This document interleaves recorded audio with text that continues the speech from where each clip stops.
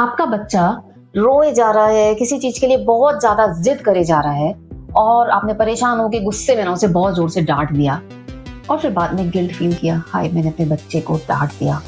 या फिर परेशान होके ना उसको जो चाहिए दिला दिया, यार बस तू रोना बंद कर, ले ले ले तुझे क्या चाहिए। एंड इट बैकफायर्ड, क्योंकि अब बच्चे को लगने लगा है रोना इज इक्वल टू जो मुझे चाहिए वो मुझे मिलेगा। And now you are confused कि यार करना क्या चाहिए, what is the right approach. Hey everyone, I am Payal Goyal and welcome back to my channel.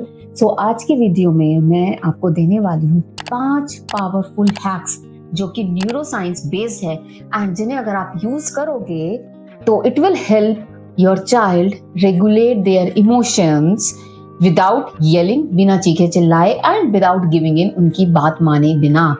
And apart from that, we will also discuss what is emotional co-regulation, mirror neurons वो क्या होते हैं, उनका क्या रोल होता है, and how this can transform your relationship with your child. तो सबसे पहले इमोशनल को-रेगुलेशन को समझते हैं कि वो क्या होते हैं। सिंपल शब्दों में पहले आपको खुद को रेगुलेट होना पड़ेगा to help your child regulate their emotions. अगर आप खुद चिल्ला रहे हो, आप खुद एंग्शियस हो रहे हो, तो सोचो बच्चा काम कैसे रहेगा। छोटे बच्चों का जो प्री फ्रंटल कॉर्टेक्स है वो डेवलप नहीं होता है, उनका थिंकिंग ब्रेन डेवलप नहीं होता है। They don't know how to regulate their emotions. वो आप ही के इमोशंस को कॉपी करते हैं, वो आपका नर्वस सिस्टम बोरो करते हैं। जब वो बच्चा एंग्शियस है, जब वो बच्चा ओवरवेल्म्ड हो रहा है, उस टाइम पे उनको आपका लेक्चर नहीं चाहिए, उनको कोई लॉजिक नहीं चाहिए क्या सही है क्या गलत है, उनको बस आप चाहिए और आपका रेगुलेटेड नर्वस सिस्टम।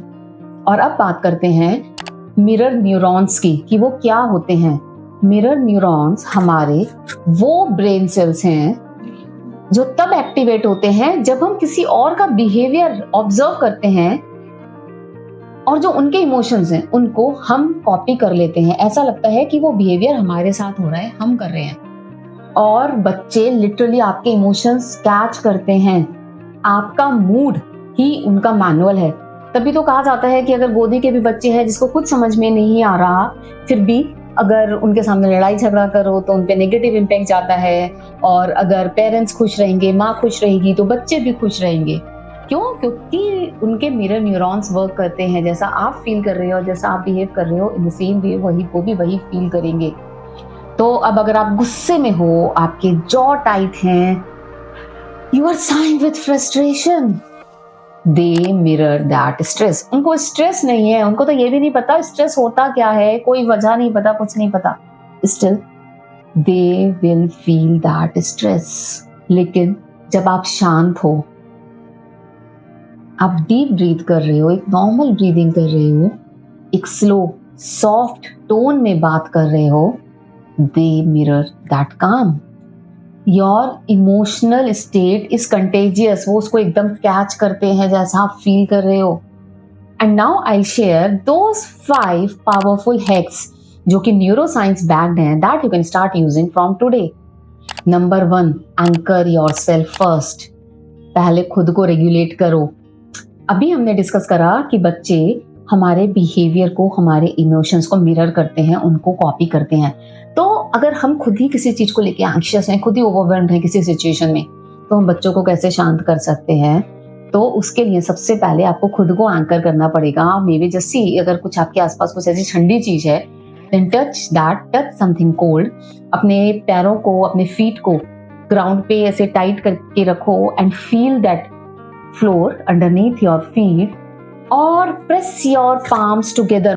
मतलब कुछ भी ऐसा करो कि आपका जो इमोशनल स्टेट है, जो इधर उधर है, आप खुद फ्रस्ट्रेटेड हो रहे हो, आपको समझ नहीं आ रहा है क्या करना है, आप ग्राउंडेड हो जाओ, you are back in the present movement, और आपके ब्रेन को ये सिग्नल जाए दैट यू आर सेफ। और उसके बाद में फिर अपने बच्चे से बात करो।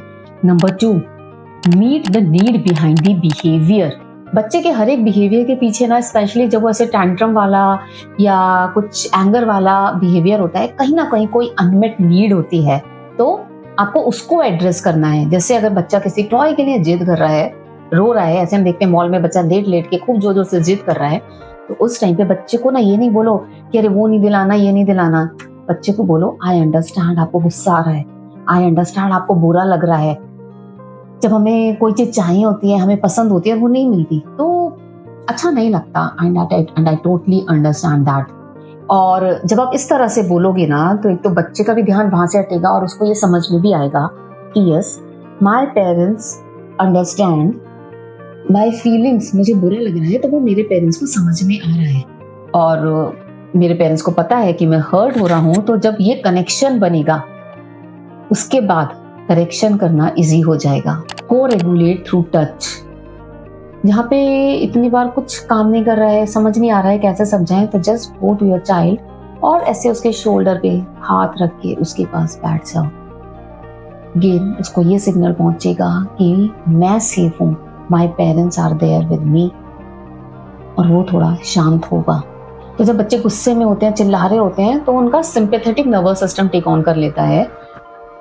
लेकिन जब आप ऐसे उनको सॉफ्ट टच देते हो, तो उनका पैरासिम्पैथेटिक नर्वस सिस्टम एक्टिवेट हो जाता है, जो कि ब्रेन को सिग्नल भेजता है यू आर सेफ। तो बच्चे को शांत करने में इट विल हेल्प।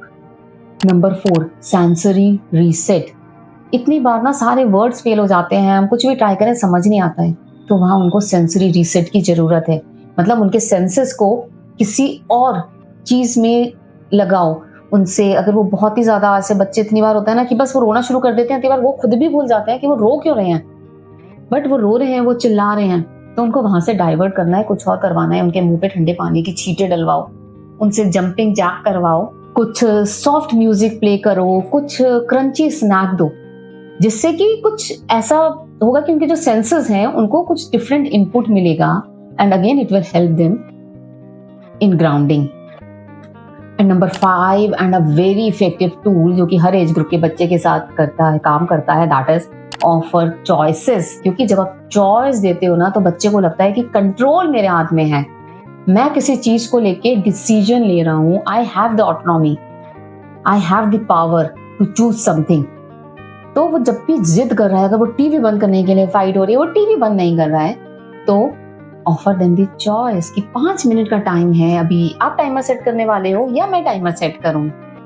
अगर बच्चा पढ़ने के लिए जिद कर रहा है, तो may be you can just ask, अभी मैथ की पढ़ाई करनी है, पहले कुछ राइटिंग रिटन वर्क करना है, या पहले ओरल वर्क करना है। तो जब उसको इस तरह के जो भी आपको करवाना है उससे रिलेटेड आप चॉइसेस दोगे ना, क्या नहीं करना, उसका वहां से माइंड हट जाएगा और वो उन 2 चीजों में से कुछ चूज करेगा। But always remember, don't give the open ended choices. 2 choice दो जो आपको करवाना है, and ask your child to choose from that. So next time जब बच्चा ऐसे जिद करे, मेल्टडाउन मूवमेंट में हो, तो चिल्लाना नहीं है, गिवन भी नहीं करना है। इनमें से जो मैंने अभी आपको 5 स्ट्रैटेजीज बताई हैं, कोई भी एक यूज करके उसको प्रेजेंट मोमेंट में लाना है। बट रिमेंबर, पहले आपको काम रहना होगा, आपको खुद को अपने एंकर करना होगा, and when you are calm, you are grounded, your child will too. So आपको ये वीडियो कैसा लगा, do let me know through comments, and do share this with your friend, parent, and stay safe, happy and healthy till we meet again. Bye bye.